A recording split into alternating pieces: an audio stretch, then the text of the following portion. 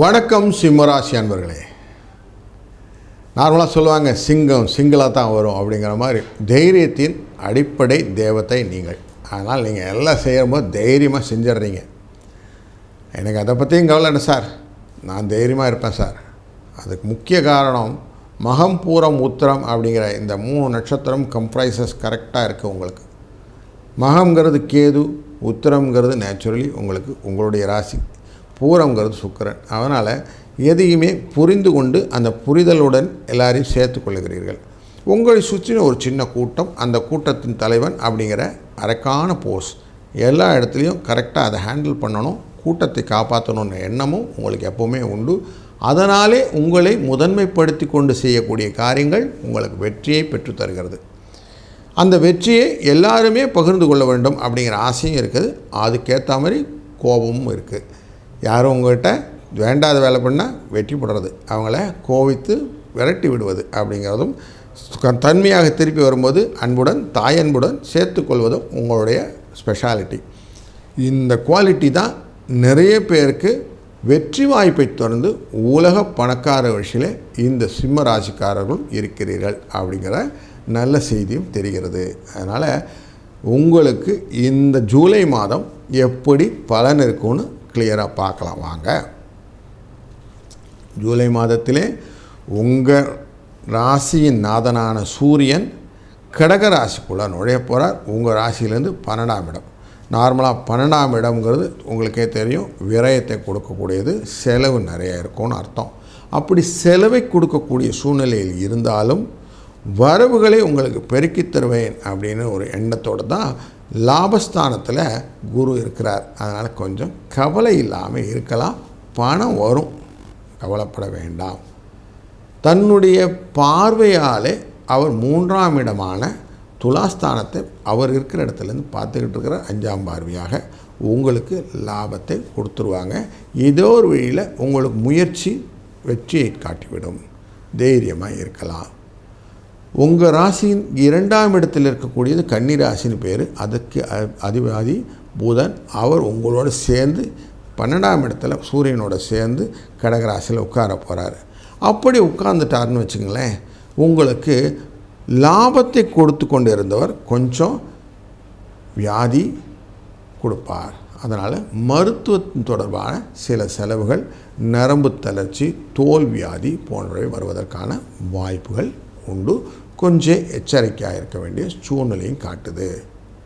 வெளிநாட்டு வர்த்தக தொடர்பு, குழந்தைகளை வெளிநாட்டுக்கு இது பண்ணி படிக்க வைக்கிறதுக்கு அனுப்புறது போன்ற முயற்சிகள் எல்லாம் உங்களுக்கு இப்போ மனதில் தோன்றும்.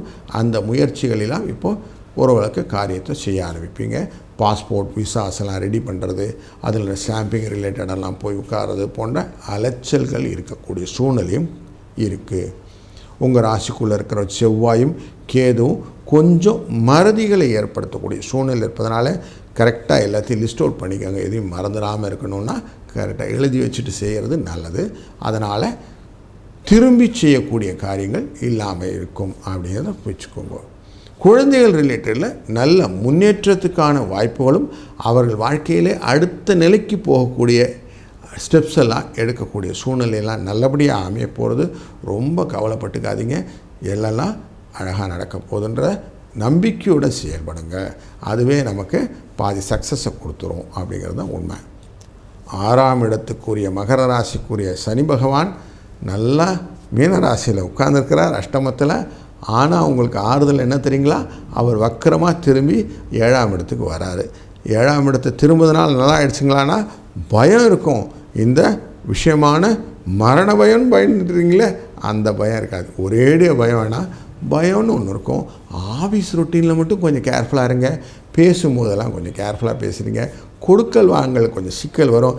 தெரியாதவங்ககிட்ட காசு கொடுக்குறதே வேண்டாம். இல்லீகல் டிரான்சாக்ஷன் டெஃபினட்டாக வேண்டாம். யாருன்னா உங்கள் பக்கம் சாதகமாக பேசுகிறாங்களேன்னு கொஞ்சம் கணிந்து போய் அவங்களுக்கு ஹெல்ப் பண்ணுறேன்னு போய் மாட்டிக்கக்கூடிய சூழ்நிலையெல்லாம் இருக்கிறதுனால அந்த விஷயம்லாம் கொஞ்சம் யோசித்து அதுக்கப்புறம் முடிவெடுப்பது உங்களுக்கு நல்லது. இல்லைன்னா வேணாத தகவலில் உங்களுக்கு சிக்கலும் வந்து சேருங்கிறது புரியுறது.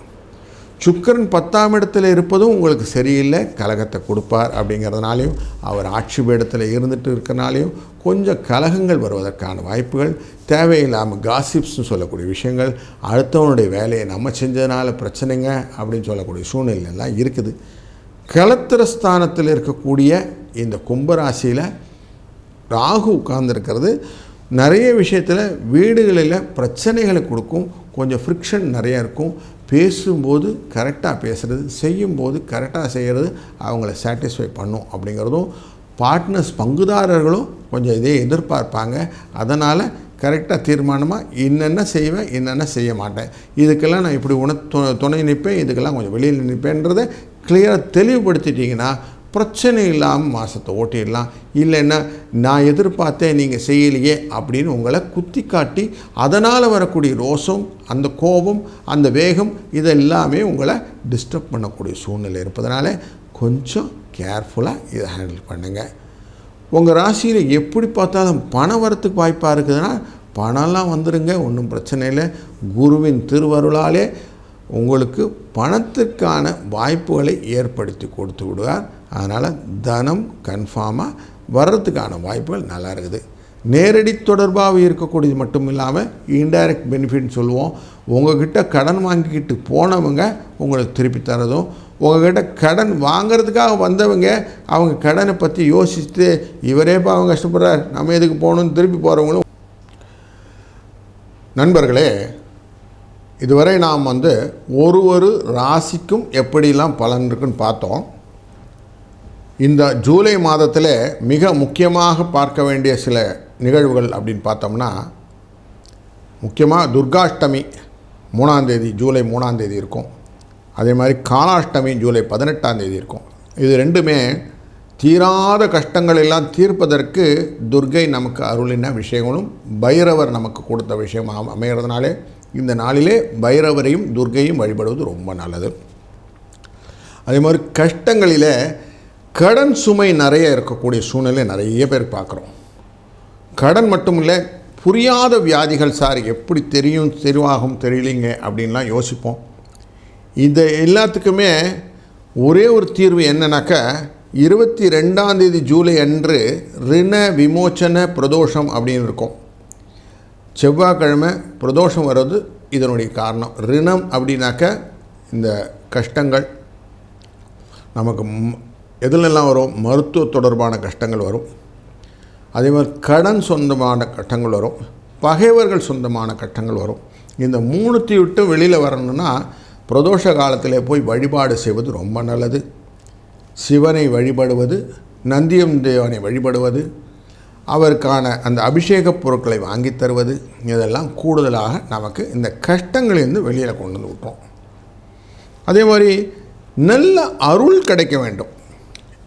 குருவின் அருளை போல பெரிய அருள் எதுவுமே இல்லை. அப்படிப்பட்ட குரு தன்னுடைய இடத்தையே தனுஷையே பார்த்துக்கிட்டு இருக்கிற நல்ல ஒரு சூழ்நிலையில் இந்த தனுஷு ராசிக்குள்ளார பூராட நட்சத்திரத்தில் சந்திரன் உள்ள ஒரு இந்த நாள் 10ஆம் தேதி அன்னைக்கு குரு பௌர்ணமியா அப்படின்னு சொல்லுவாங்க. அன்றைய நாளிலே நம்ம குருவிடன் ஆசீர்வாதம் வாங்குவதனாலே பல விதத்திலும் நல்ல பலன் கொண்டு.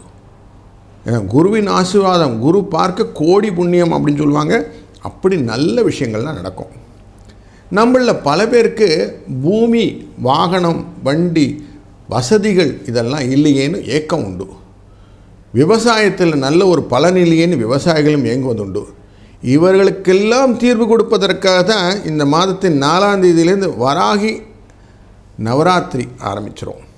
இந்த 9 நாளும் அவரை வழிபடும்போது நமக்கு இந்த பயறு, பச்சை காய்கறியெல்லாம் வைத்து தினமும் சாமியை கும்பிட்டுறதுக்கப்புறம் செய்யக்கூடிய காரியங்களே நமக்கு வராகியுடைய நமஸ்காரம்னு வச்சுக்கலாம். அதனால் வாழ்க்கையில் நல்ல முன்னேற்றங்கள், தடைகள் நீங்கும், எதிரிகள் நம்மளை விட்டு ஓடி விடுவார்கள். செய்வினை போன்ற விஷயங்களெல்லாம் நம்மளை கண்ட ஓடிடும். அந்த மாதிரி சூழ்நிலை காட்டுறது. முன்னோர்களின் ஆசீர்வாதம், பெரியோர்களின் ஆசீர்வாதம் வேணும். இறந்தவர்கள் நம்மளுடைய எப்பவுமே இருக்காங்க அப்படிங்கிற எண்ணத்தில் தான் ஆடி அமாவாசை 23ஆம் தேதி அன்றைக்கி இருக்குது. அன்று நீங்கள் பித்ருக்காரியங்கள்லாம் செய்யும்போது அவருடைய ஆசீர்வாதத்தை பெற்று செய்யக்கூடிய நல்ல நிகழ்வுகள், தான தர்மங்கள் எல்லாம் செய்யும்போது நமக்கு ரெசிப்ரோகேஷனாக கிடைக்கக்கூடியது வாழ்க்கையில் வளம், நலம். ஆடி மாதம் 28ஆம் தேதி ஆடிப்பூரம் அப்படின்னு இருக்கு. நமக்கு ஆடிப்பூரம்னாலே தெரியும், கொண்டாட்டமாக ஆண்டாளுக்கு சமர்ப்பிப்போம். வளையல் எல்லாம் வாங்கி குழந்தைகளுக்கு வீட்டிலேயே, நம்ம அவ்வளோ தூரம்லாம் போக வேண்டாம் சார், இங்கேயே குழந்தைகளுக்கெல்லாம் நம்ம கொடுத்து அவர்களை மகிழ்விக்கும் போது அதுவும் உங்களுக்கு ஆசீர்வாதமாக மாறி வாழ்க்கையிலே சுபிட்சம் வளம் வரணும். கல்யாண தடை, குடும்பத்திலே நல்ல நிகழ்வுகள், எந்த விதமான மாற்றமும் இல்லாமல் என் வாழ்க்கை போயிட்டே இருக்கு சார், எதை நோக்கி ஓடிட்டுருக்கேன் அப்படின்போது நல்ல ஒரு தெளிவு போன்ற நல்ல விஷயங்கள்லாம் நடக்கணும்னா இந்த மாதிரி நிகழ்வுகளில் இப்படி பங்கேற்று கொண்டாலே போதும். நிறைய பேர் சொல்லுவோம், சார் எனக்கு பாம்பு கிரகத்தினாலே எனக்கு பிரச்சனைங்க அப்படின்னு சொல்லுவாங்க. இந்த மாதத்தில் ஜூலை மாதத்தில் 29ஆம் தேதி நாக பஞ்சமி அப்படின்னு இருக்கும்.